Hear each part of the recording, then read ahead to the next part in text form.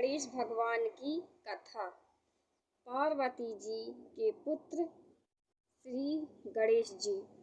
माता पार्वती जी गणेश भगवान को आदेश देती हैं कि पुत्र द्वार पर पहरा देना। गणेश जी माता की आज्ञा का पालन करते हैं और द्वार पर पहरा देते हैं। उस समय शिव जी आ जाते हैं और अंदर जाने लगते हैं तो गणेश जी अंदर नहीं जाने देते। तब माता की आज्ञा का पालन करते हैं गणेश भगवान। युद्ध होने लगता है। शिव पार्वती जी की यह पावन कथा है, इसे जरूर सुनना चाहिए। तो गणेश भगवान और शिव जी का युद्ध होने लगता है। तो युद्ध में क्या होता है कि शिव जी गणेश जी का शीश काट देते हैं।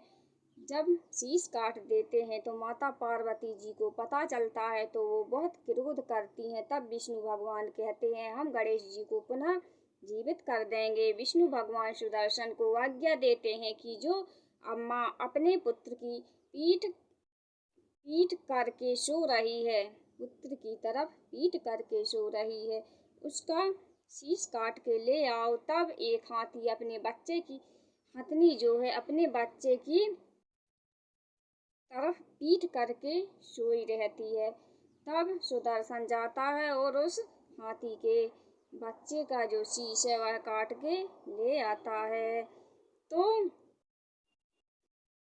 शीश को काट के ले आता है और गणेश जी को लगा देते हैं। गणेश भगवान पुनः जीवित हो जाते हैं। तो गणेश भगवान का नाम पड़ता है गजानन। तभी से गणेश भगवान का नाम गजानन पड़ता है। तो गणेश भगवान अपनी माता की आज्ञा का पालन करने के लिए अपने प्राणों की बाजी लगा देते हैं। इतनी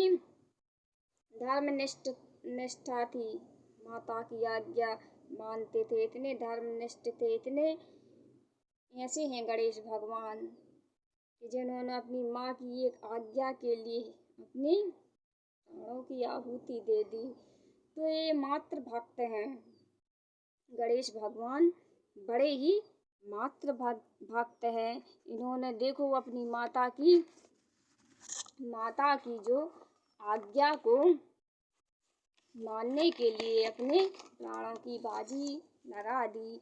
तो माता की आज्ञा का पालन करें, माता की सेवा करें। माता की सेवा करनी चाहिए। बचपन में माता हमारी सेवा करती है तो बुढ़ापे में हमें अपनी माँ की सेवा करनी चाहिए और अपने फर्ज को पूरा करना चाहिए। तो माता किसी भगवान से कम नहीं होती है, भगवान से बढ़ के ही होती है, भगवान से बढ़ के होती है, भगवान से कम नहीं होती। लेकिन माता की आज्ञा का पालन अवश्य करना चाहिए। तो गणेश भगवान जो है माता की आज्ञा का पालन करते हैं और इतने ऊंचे संस्कार हैं गणेश भगवान के, तभी तो प्रथम पूजे जाते हैं। और यही संस्कार जो है श्रेष्ठ बनाते हैं लोगों को, यही संस्कार लोगों को धारण करने चाहिए। तो संस्कार ही मनुष्य को श्रेष्ठ बनाते हैं। ऊंचे संस्कार धारण करो, माँ के प्रति निष्ठा, अच्छी भावना लाओ, सेवा भाव लाओ, माता पिता के प्रति सेवा करो और अपने जीवन को सफल बनाओ। गरुड़ पुराण में ऐसा आता है कि जो माता पिता को कष्ट पहुँचाते हैं वे नरक जाते हैं, नरकगामी होते हैं, ऐसा गरुड़ पुराण में आता है। इसलिए माता पिता को कष्ट तो पहुँचाना ही नहीं चाहिए। कितना भी पुण्य कर लो लेकिन इन चीज़ों पर ध्यान देना अति आवश्यक है। छोटी छोटी बातों पर ध्यान जरूर देना चाहिए। तो गणेश भगवान की परम पवित्र कथा है, इसका श्रवण अवश्य करना चाहिए। जो बुद्धि चाहते हैं, बुद्धि वाणी के देवता, बुद्धि को देने वाले गणेश जी हैं। जो बुद्धि चाहते हैं वो गणेश जी की शरण में अवश्य जाएं और गणेश जी के चरणों में अपना माथा नवाएं और गणेश गणेश भगवान बुद्धि को देने वाले हैं, बुद्धि प्रदान करेंगे।